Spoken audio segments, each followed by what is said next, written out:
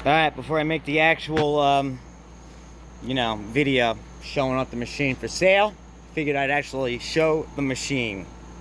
So, got the machine for nothing, okay? Got that bagger for nothing. This bracket came off of one in town. It's a good thing I found that one recently and took it, because if I didn't have that, I wouldn't have been able to put on a bagger. What did I do to it? How long did it take? Let's see. It already had a new air filter, had new oil.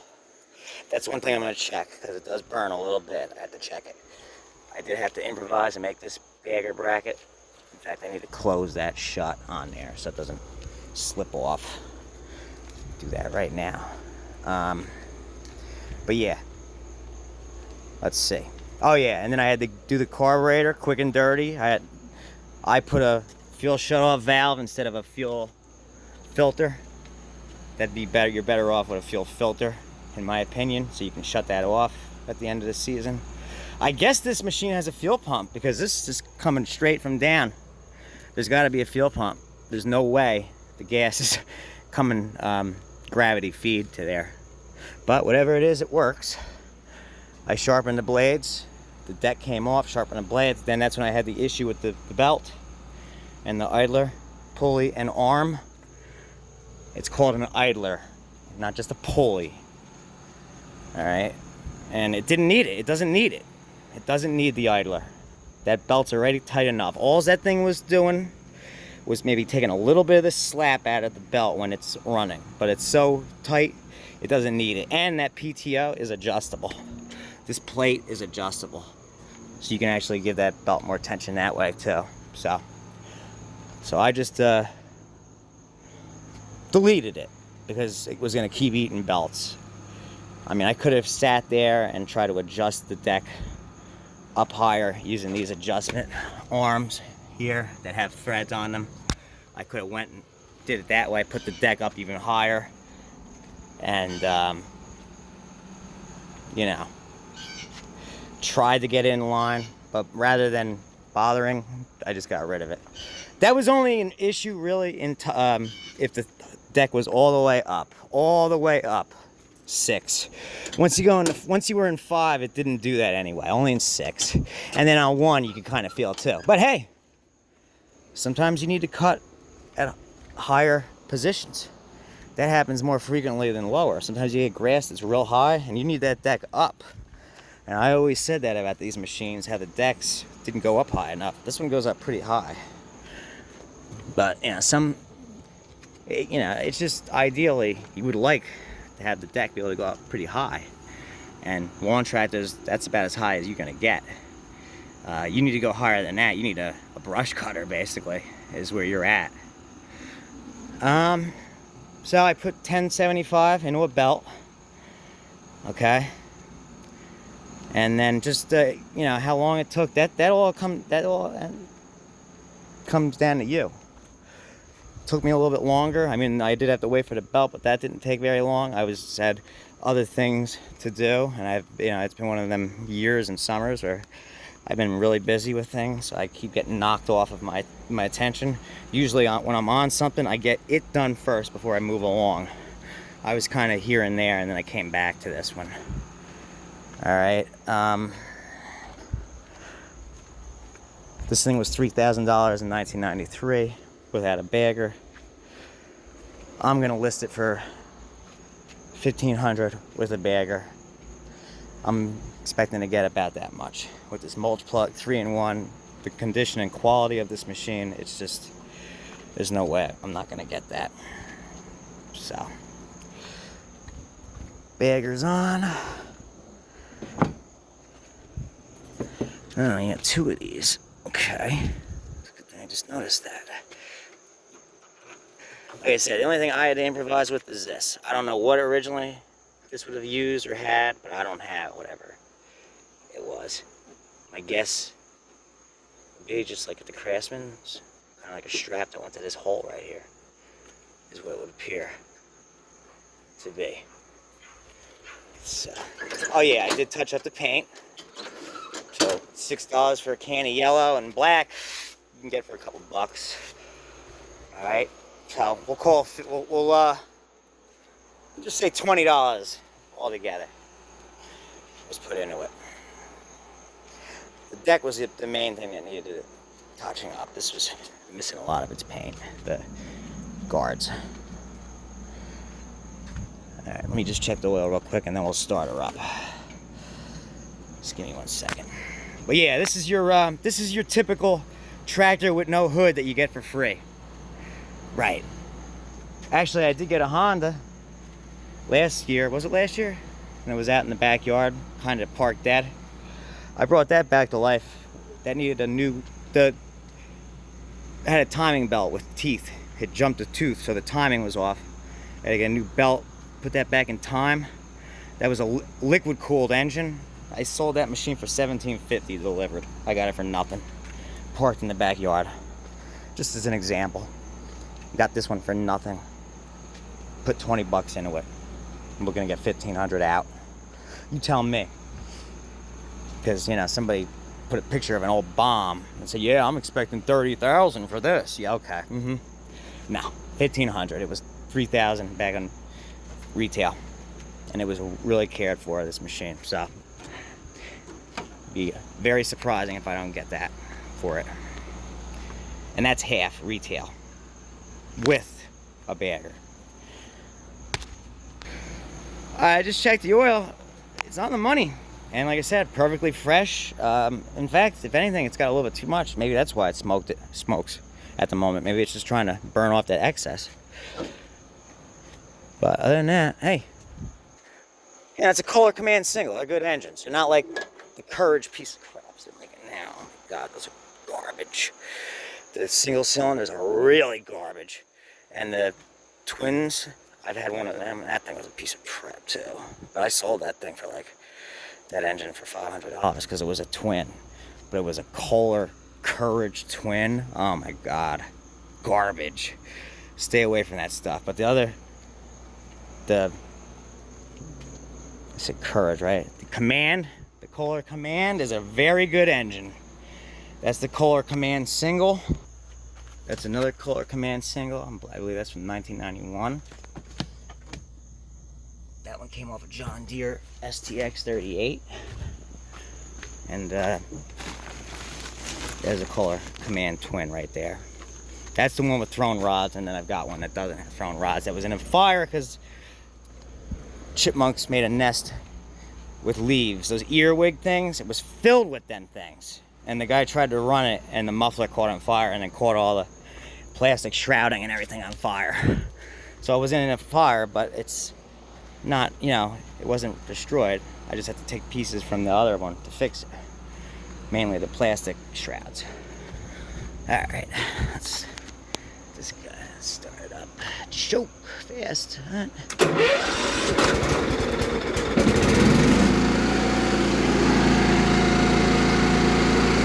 Oh yeah, I had to put a battery in. I had that battery, so that was also, that didn't cost me anything. That came from a machine I got free as well. Should I put some tire shine on the tires or leave it as is? Leave it as is. Tire shine will be overkill.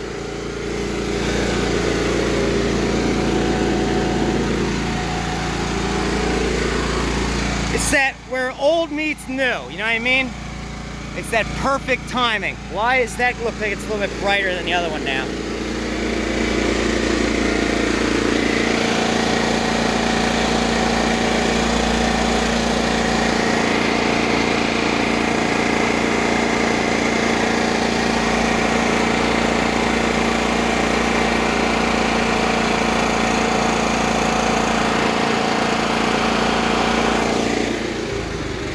I fixed the speed on it, so now you can slow it down without it stalling out, I think, hopefully.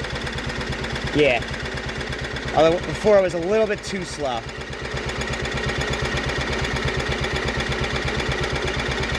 This is weird the way, I guess because this plastic, I don't know. But, whatever. Oh, shoot. Almost stalled. When it stalls, when you go to pick up speed and it stalls, that means it's out of adjustment. It almost did. I mean, the screw needs a slight tweak the other way. Alright, let's get it out for pictures. Picture day! It's picture day!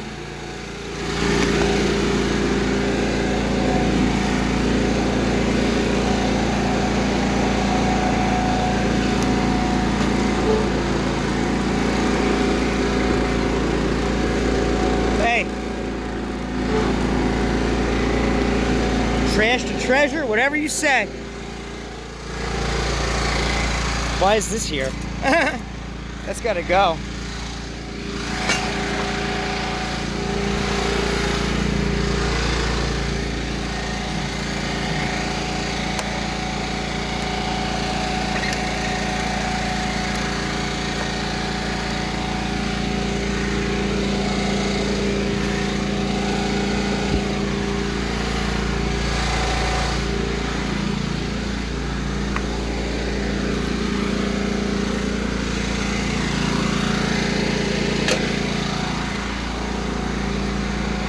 Let me get that out of the way. Wow, that's a nice machine you have there, sir. Where'd you get that? How much did you pay for that? Oh, me? I didn't pay anything for it. Honestly, if I had more land, right, this would be the machine I would keep. This would be the one I would keep. This would be mine.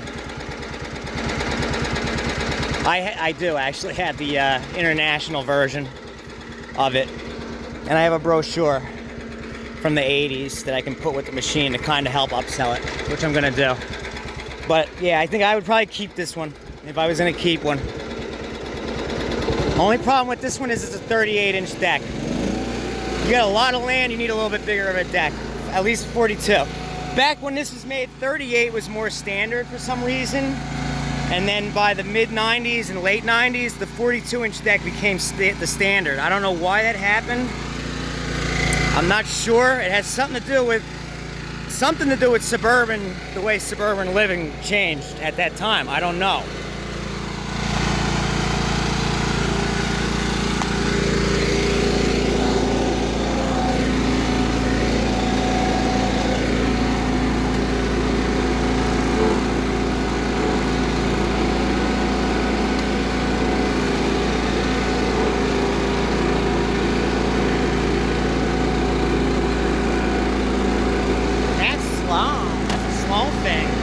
That's because I'm going that slow on purpose.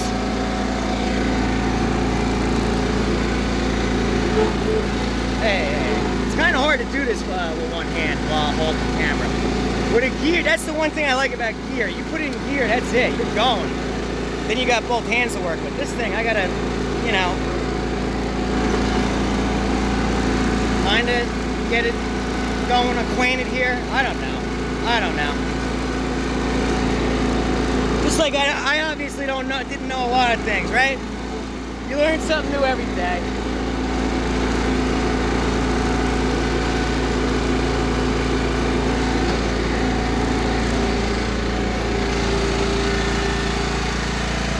There it is. It's ready.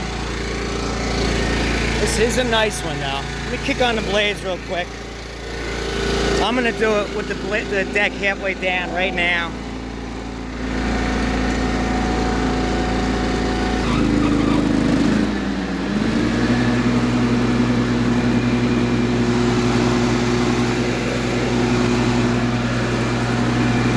Work its way out. Whatever it's gonna do, I'm gonna do it right now.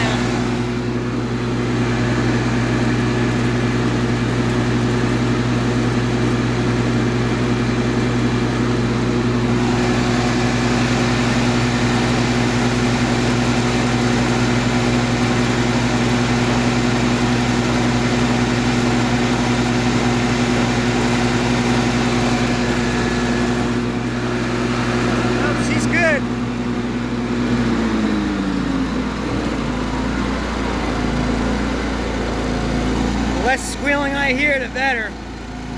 In this case.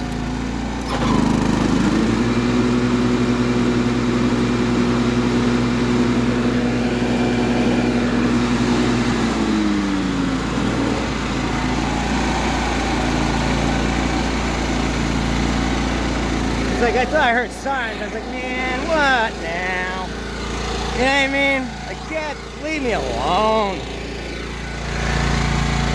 Alright.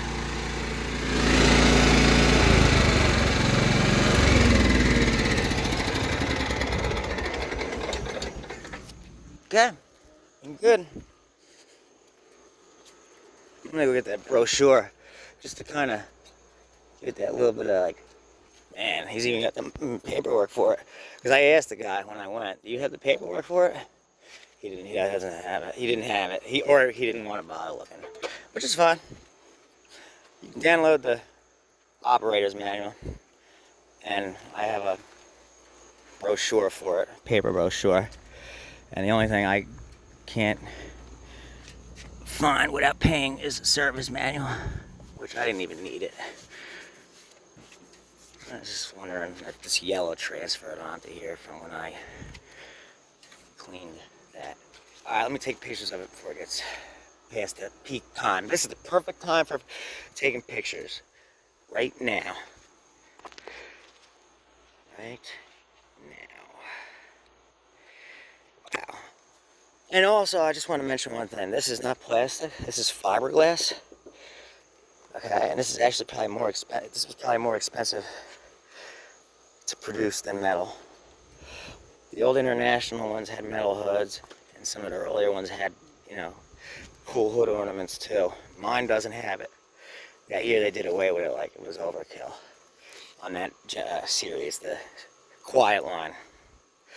Quiet Line had shields that enclosed it completely, whereas the other ones never had that. The hood was open.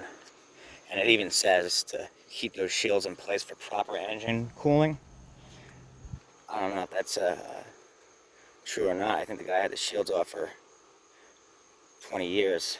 That was fine. You know, it's that K341 cast iron coal or horizontal engine. Those are really, that's when they were making, you know, stuff really bulletproof to last forever, like a long, long time. Alright guys, that's the conclusion on this one. Thanks for watching. It was enjoying bringing this one to you. Sometimes the videos are just as rewarding as the sale, and in this case it really was.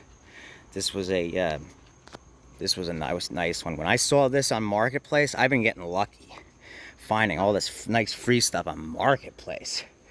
That's one advantage to having gone on there. There's some disadvantages I had to deal with, but there's been some advantages, and this was definitely one of them.